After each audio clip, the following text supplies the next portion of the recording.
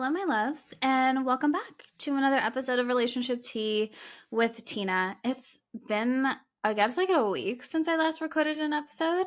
I was like down bad last week. I don't know if it was the full moon or what was going on, but this full moon really forced me to just sit, like literally like do nothing. And it was the weirdest thing. Like all of my clients kept like rescheduling their calls, and then I got like sick, and the universe was like, nah, bitch, like it's time for you to chill, and you are going to sit with yourself and vibe. And that sometimes feels really difficult for me to do. And I don't know if anybody else has this problem, but when I need to rest, I don't rest. I'm constantly thinking, I'm constantly worrying. I constantly have this like undertone of anxiety that like I should be doing something. And if I'm not doing something, then I'm not being productive. But I really learned that rest is productive. Because when we give ourselves permission to rest, we quiet our mind, and it allows us to get clarity in certain areas where we need that clarity. It allows us to have new ideas and new sparks of creativity and really evaluate our life, whether it is evaluating our career, our relationships, anything, honestly, a relationship with our body, relationships with family. And when we allow ourselves to just kind of sit and vibe out and just be, that can be really difficult for people because we often get afraid of what's going to come up for us if we give ourselves permission to do that. And when I was doing that this past couple of weeks, I realized that I'm ready to kind of like make a pivot and a little bit of a transition in my career. I don't know what that looks like yet, but I had that moment where I was like, I'm ready for some growth. I'm ready for some change. I'm ready for something to evolve in this area of my life because everything else in my life feels very stable right now. In my relationship with my husband and the boundaries that I have been setting with my family. If you listen to a couple of episodes ago, my dad is back in town and I haven't seen him. I haven't spoken to him. He's blocked on my phone. So that's been a whole thing. And I guess he's here to stay. If you know, you know. Weird. I know. I know. But you know what? The boundaries have stayed strong and my energy has been protected and it's felt really, really, really good. And so I kind of wanted to give you guys just a little bit of an episode about worrying and about relationship anxiety. Because I used to have horrible relationship anxiety. But as I mentioned, like my relationship is chill. Like me and my husband, we vibe, we have our moments, but we always come back to each other. And I worry a lot, but I don't worry as much as I used to. Okay. It used to be really, really bad. And I would always go to worst case scenario no matter what. Like I could never talk myself out of going to that place and assuming, you know what, like everything is going to work out.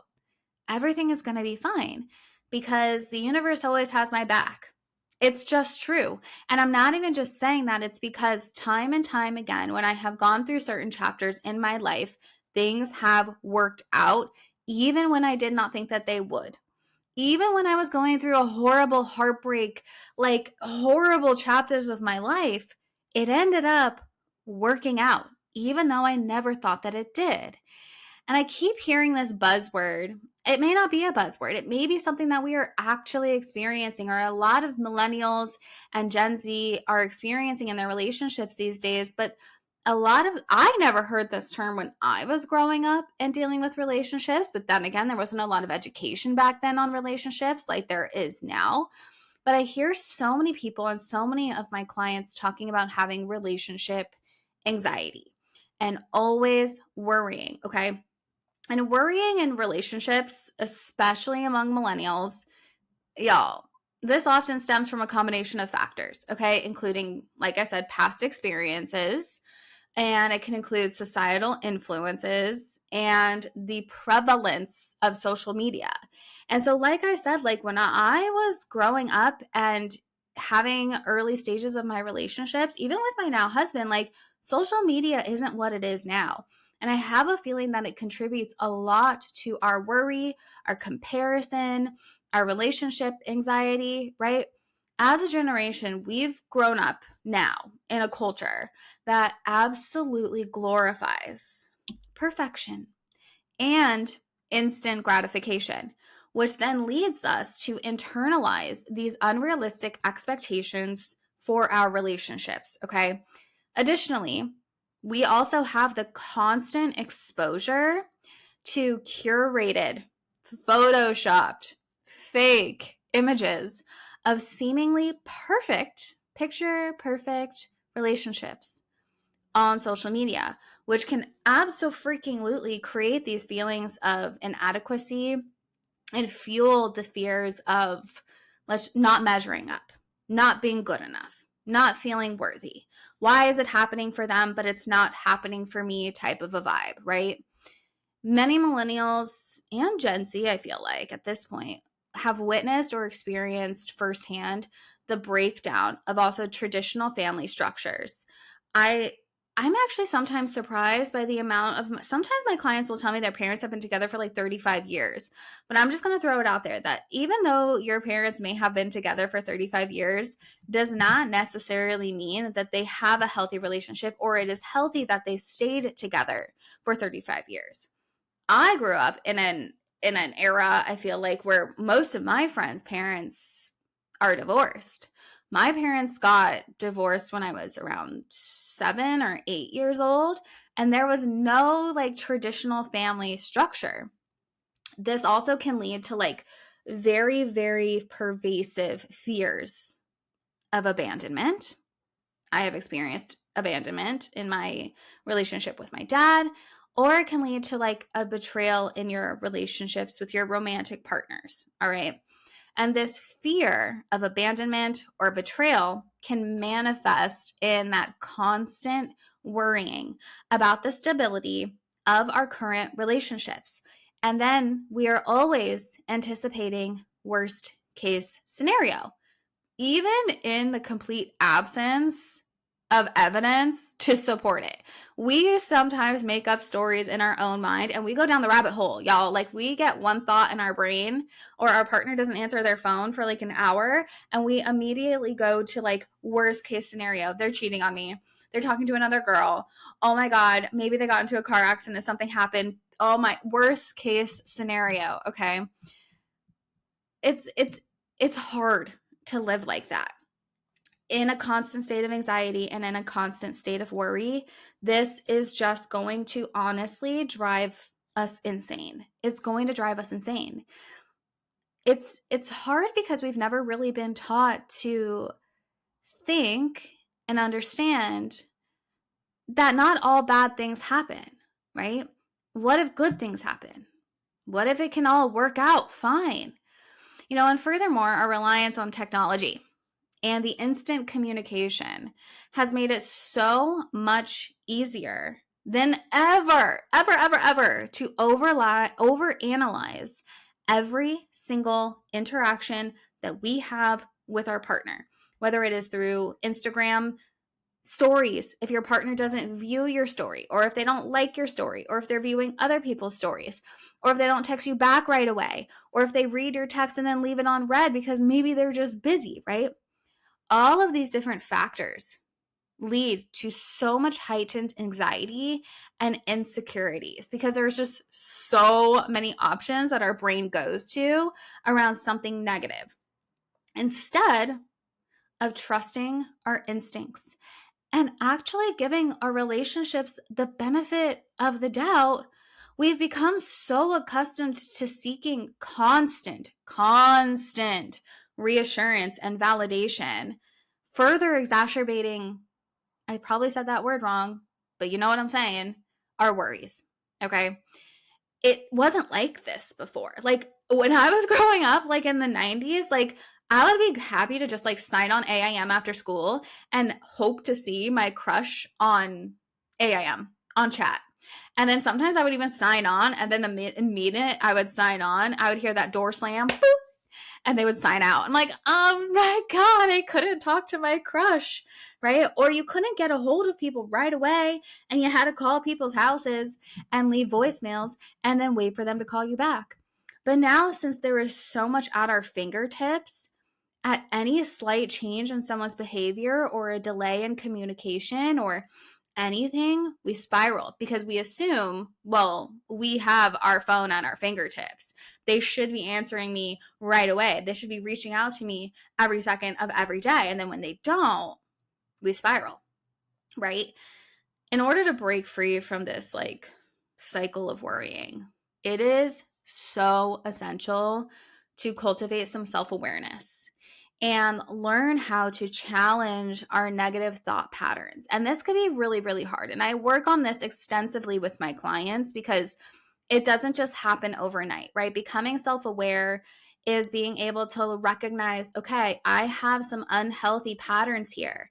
I need to break these patterns. Self-awareness is saying, okay, I made a mistake. I was in the wrong in this particular situation. So how can I correct it moving forward? Self-awareness is understanding that not everybody is perfect and you are not perfect. And sometimes you are not going to operate perfectly and you make mistakes. We just have to learn from those mistakes. Challenging our negative thought patterns is like exercise. I constantly am telling my clients this as well when I work with them one-on-one, right? When you have a thought, that thought is typically negative. And then we have to take that negative thought and turn it into a more realistic, logical thought that often ends in a positive moment. I like to tell my clients to think of it like an ombre, okay? You have this negative thought. For example, my partner is out right now with his friends, and I just called and they are not answering, or I just texted and they are not responding. They are not responding, so they must be talking to another girl. Oh my God, if they're talking to another girl, they're going to cheat on me. But you know what? This is where you take that thought and you translate it. You work through it, okay? You say, well, what proof do I have that he's actually doing that? Is this me just worrying and navigating from anxiety? Or is this true? Do I have factual proof that this is true, right? No, I don't have factual proof that this is true. This is me just making assumptions. So you know what? I am going to focus on what I am doing right now because I can't control the outcome of this. I cannot control any of his behaviors. And if he's out doing something sketchy, fine. You know what? I will eventually find out. But for now, I am at home and I'm going to be present in this moment and enjoy my own time because all I can do is focus on my controllables. And I know that everything is going to be okay, regardless of what happens. That's how you take a negative thought and you talk through it and you move through it to get to the other side. And this isn't easy, right? Because sometimes when we spiral, we just spiral. But you have to practice. It's a practice. It's like you don't go to the gym once and then expect to see results. I've been going to the gym now for like 4 months and I am just now seeing the results and the confidence in myself and in my body. It takes time over and over and over and over again, right?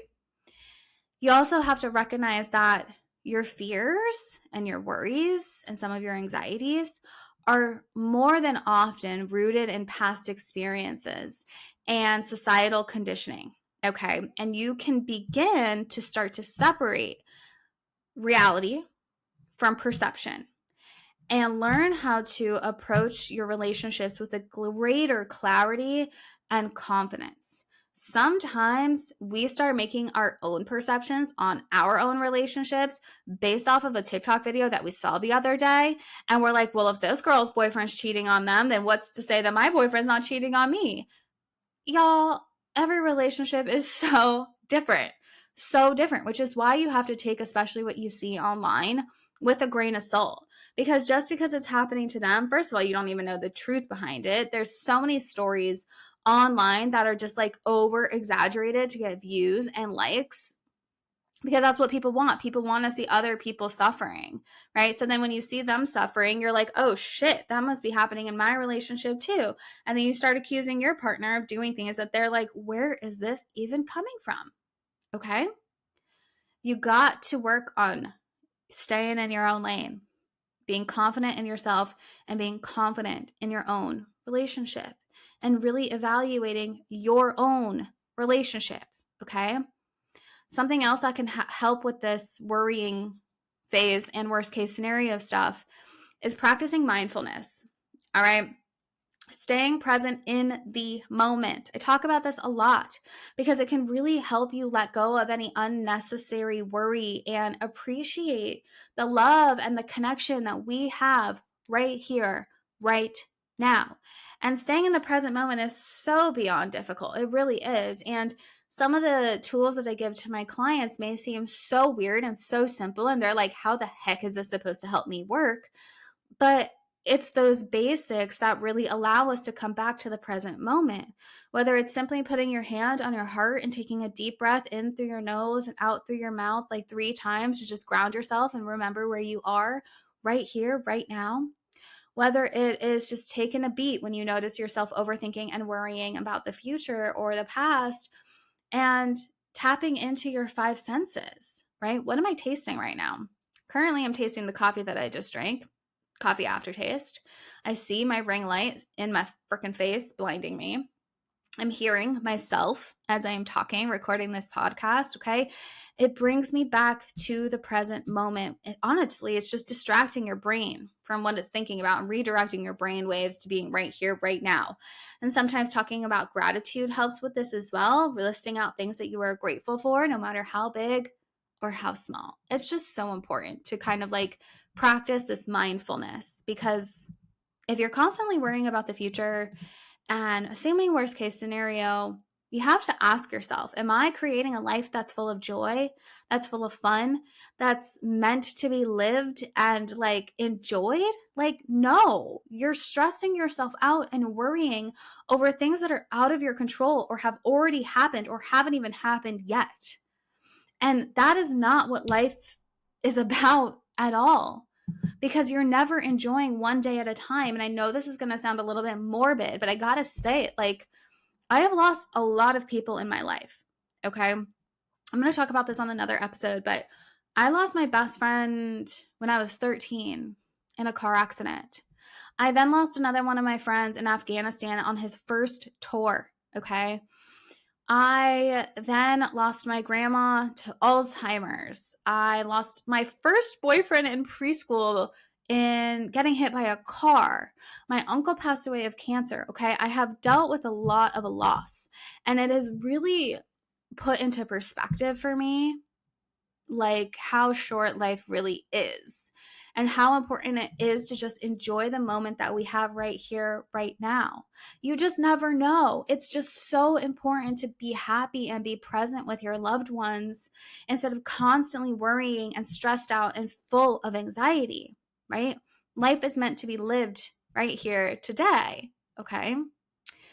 So I talked a little bit about relationship anxiety and how I hear this term thrown around a lot, right? So what is relationship anxiety? Okay, I just want people to understand what it really is, because I think that a lot of people say that they have relationship anxiety. And I think that now a lot of people do have relationship anxiety because of all of the factors that I listed previously. But let's talk a little bit about it, okay? Relationship anxiety is a complex emotional state characterized by persistent worries, doubts, and fears within your romantic relationship. All right. And these feelings can stem from various sources, including past experiences, past relationship traumas, right? Maybe you've been cheated on in the past. Maybe you had a horrible blindside breakup. Maybe something terrible happened in your childhood. All right. It can also stem from attachment styles. I know that a lot of people are starting to educate themselves on their attachment style. Avoidant attachment, anxious attachment, dismissive attachment, secure attachment, where we all want to be, okay? And also our individual insecurities, how you feel about yourself, which is why I help women heal the relationship that they have with themselves in order to help with all of these different factors. I really do not think you guys understand how your relationship with yourself contributes to so many different aspects of your relationship dynamics. Like, it is everything. It really, really is. And so if you have not taken the time to heal your relationship with yourself and work on your own individual insecurities, you have got to do it. apply to work with me. I am only taking on 3 more clients right now. So now is your time before I close my doors to one-on-one coaching for a very long time. So take action, all right? You have to understand the factors that contribute to your relationship anxiety, right? It is absolutely crucial for effectively being able to manage it and being able to nurture healthier connections with your partner. Because if you are going to keep operating the way that you are operating, claiming that you have relationship anxiety, but doing nothing about it, there are things that are going to happen in your relationship that you do not want to happen. I promise, okay? One significant contributor that I think we do often with relationship anxiety is I mentioned our past experiences before, right? We take our past relationships and past experiences and we dump them into our current relationship. Like our new partner, whether they have betrayed our trust, done anything to like have us have relationship anxiety or not, if we had something happen before and you do not take the time to heal from that, you are going to bring that into your new relationship. And that is not fair to your new current partner that you are with, right? You have to be responsible from healing and understanding that you're with a new partner now. And not every person in your life is going to hurt you the way somebody else may have hurt you before. Okay. Traumatic or hurtful experiences absolutely leave a deep emotional wound that completely affect how we perceive and how we engage in those new relationships. And it's very, very, very important that you take the time to recognize anything that you do need to heal from and then start your healing journey as soon as you possibly can. Okay. When I talk about attachment styles as well, I understand that we all identify with a certain attachment style. Okay. Attachment styles are formed in early childhood, with typically based off of like our interactions with our caregivers. All right. They do play a significant role in your relationship anxiety. All right. Individuals with like insecure attachment styles, such as anxious, preoccupied, or fearful avoidant, are 100% more prone to experiencing heightened relationship anxiety. All right. But I've noticed, and I don't know if this is going to be a weird thing to say, but I've really noticed that so many people identify so heavily and so deeply with their anxious attachment style that they use that as a reason for everything. And I know that that does contribute to that, but you cannot not heal from that. You have to do whatever you can to get to a secure attachment, right? We identify so deeply with saying, well, I have an anxious attachment. Well, I have an anxious attachment. Well, I have an anxious attachment. Okay, fantastic, amazing. I'm so glad that you are self-aware that you have an anxious attachment. But now that you are aware of that, you got to start moving into a secure attachment, or you've got to start doing what you need to do inside your relationship to move to a secure attachment. All right? Whether you have conversations with your partner about what you need from them, whether you start to heal from the stuff from your childhood that created this anxious attachment, and you really learn how to trust yourself and build confidence within yourself and build your self-esteem within yourself to move through that anxious attachment style, okay? Because when we are anxious, let's just say anxious, preoccupied individuals, right? When we are this way, we cling to our partners out of total fear of abandonment. While fearful, avoidant individuals may just avoid intimacy altogether to protect themselves from potential rejection, okay? These attachment patterns can create barriers to trust your partner, to communicate effectively with your partner, and to create emotional intimacy with your partner, and absolutely lead to heightened feelings of anxiety and insecurity in your relationship, okay? And the impact of relationship anxiety and this constant worrying about worst case scenario that I've been talking about can have a huge impact on your relationship, right? You may struggle with trust issues.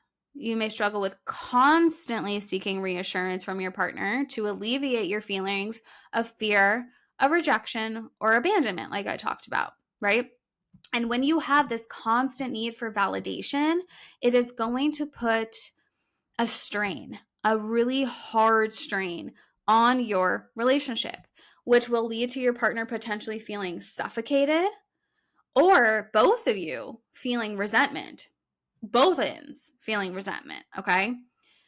Maybe if you are anxious and your partner is avoidant as well, individuals may withdraw emotionally or engage in controlling behaviors as a way to protect themselves from perceived threats. Okay, so if you are anxious, do you find yourself controlling your partner, who they can and can't go out with, what time they need to be home at, completely trying to control every sort of situation? And then when you do that, your partner pulls away even more, which then causes you to have even more anxiety. And this is going to further erode that trust and the intimacy in your relationship. All right. And this isn't just to say that anybody with anxious attachment is the only ones that need to be doing the healing and the growing. If you have an avoidant attachment as well, you got to do it too. You got to learn how to feel your feelings. You got to learn how to communicate your feelings. You've got to learn how to have healthy conflict resolution and work with your partner to resolve things, to find solutions, to grow together, to collaborate, to work as a team instead of avoiding one another or pushing each other away. It's just going to be this constant back and forth battle, okay? Being able to address your relationship anxiety requires self-awareness, like I talked about, right? First and foremost, you got to recognize that something needs to change and then change it. You also have to work on having healthy communication. And if you struggle with healthy communication, typically people who have these attachment styles or struggle with worry or anxiety do struggle with communication, because communication is hard as F. It's really, really hard. And being able to express our wants and our needs is scary sometimes, because maybe we're afraid of how our partner is going to react and or respond to that. But if you don't have these conversations and or learn how to have these conversations, you don't really have a relationship at all, right? You just have chaos. You just have stress. You just have worry. You just have anxiety. That's not how a relationship should always be, right? It is so essential to recognize and acknowledge these feelings of anxiety that you might have without judgment, okay? Allow yourself to explore the underlying causes and your triggers. Your triggers are your teachers. I think I did an episode about this, but let your triggers teach you things. Don't lean on them as an excuse for how you are and why you do what you do. Yes, that is true, but don't stay there. Change it. Let your triggers teach you. Let your triggers bring you closer to your partner instead of consistently drive you two apart. All right? Be open, be honest, and communicate with your partner about your fears and about your insecurities. Because when you do this and you hold space for each other and you talk about these things, it is going to create this beautiful fostering of understanding and empathy between the two of you. And it's going to create a really awesome supportive environment for that mutual growth and healing that really needs to happen. And then you start to trust each other, and then you start to have better intimacy. And when you have better emotional intimacy, guess what? Y'all have better physical intimacy as well. All of these things are intertwined together, okay? So seeking support, I'm going to highly encourage it if you're struggling to try and do this stuff on your own, right? If you have a hard time developing healthy coping mechanisms, right? Such as the mindfulness that I talked about, self-soothing techniques, right? Or learning how to heal from your past, don't be afraid to reach out for help. Like, we all need help in life. We all have coaches. Your professional freaking sports players, they have coaches. Therapists have therapists. Coaches have coaches. We all need help every now and then, right? Because when you give yourself the space to learn about yourself, to talk about these things, only good things can happen. Only good things can happen, all right? Because you're doing it in a safe space to explore a little bit deeper emotionally. to explore those wounds you might have, to be challenged on your negative thought patterns. And I will help you develop practical strategies for managing your anxiety in your relationship, okay? And this is going to improve your relationship. A lot of people have like this misconception that if you get help or if you need therapy or if you need coaching, that something is doomed, wrong, and there's something wrong with you, or that if you do it, then like your relationship is in this horrible, horrible place. But y'all, it's so much better to be proactive than reactive these days. You don't want to get help and you don't want to seek therapy or coaching when you're like on the verge of a breakup. You don't want to be doing this when you are on the verge of like a mental meltdown, right? You want to be proactive so you don't have to get to that place at all. You can avoid it altogether, right? So, I don't know.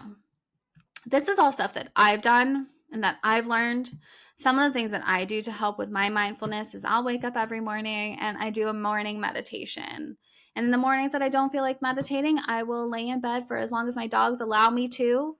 And I will just express a little bit of gratitude, like 3 to 5 things that I am grateful for, and just say it out loud, no matter how big or how small, like I said. I'll go for a walk. I'll move my body. Honestly, like going to the gym lately and taking care of my health and my body has been the best thing that I have ever done for myself. Not because I'm doing it to lose weight, no, but because I've noticed that it builds my confidence within myself. Because getting in shape is one of the hardest things that we can ever do. Eating clean and taking care of our bodies is really hard. And when you can do these hard things and realize that like you feel better and that your confidence is boosting, that feels so good. Getting over those hard moments of healing from your anxiety, of talking yourself through a negative emotion and coming out of it on the other side instead of spiraling into overthinking. It's hard, yes, but when you do it and get to the other side, guess what? That builds confidence in you to know I can do this, right? Shopping and putting on a new outfit that you maybe have never worn before, and then you wear it out into the world, and maybe you get a couple of compliments. That was probably really, really scary and felt really hard to do, but you did it. And then you start to build this confidence within you by overcoming these things that you never thought possible, right? Confidence doesn't just happen. Sure, we can fake it until we make it. But I really do believe that you have to overcome hard moments and get yourself through anxiety attacks and come out of them on the other side and learn new tools and implement those tools and heal and grow and evolve and challenge yourself in order to build that confidence, right? I mean, ultimately, managing any relationship anxiety or any worrying about worst case scenario things, it's going to be an ongoing journey, right? I'm never going to lie that it's just going to happen overnight. And it's going to require you to be patient with yourself. It's going to require you to give yourself some self-compassion. Show yourself that same compassion that you would show a friend, okay? And commit. Just commit to your personal growth. Confront those underlying insecurities. Improve your communication skills. Foster that trust and that beautiful intimacy. And you can overcome any relationship anxiety and cultivate this beautiful, healthier, more fulfilling relationship with yourself and with your partner. And that's going to feel so much better. It's going to feel amazing, right? You can change your life if you just do the things. You can listen to this episode, but after you listen to this episode, you have to actually take action. And you have to ask yourself, okay, what is the action that I'm going to take? Am I going to reach out for some support and coaching so I can receive some personalized help and advice? Am I going to create a new goal for myself to commit to, right? So I can overcome it and be challenged and build my confidence? Am I going to heal from my past so I can stop bringing my relationship anxiety into this present relationship? Am I going to have the hard conversation with my partner that I've been avoiding and like really not wanting to do, but I know I've needed to do it? Okay. Take action. That's it. So all you got to do is one baby step at a time. And you're going to be so beyond proud of yourself. I promise. Okay. Well, I love you all so much, and I hope you enjoyed this episode. Please know that if you ever have any questions, if you want to apply to work with me, just head to the link in this episode, or if you follow me on Instagram at The Relationship Boss, head to the link on my bio in that page and feel free to DM me, ask me any questions that you've got, and just know how much I love you. And if you're listening to this in the morning, afternoon, or night, my loves, I hope you have an amazing morning, afternoon, or night.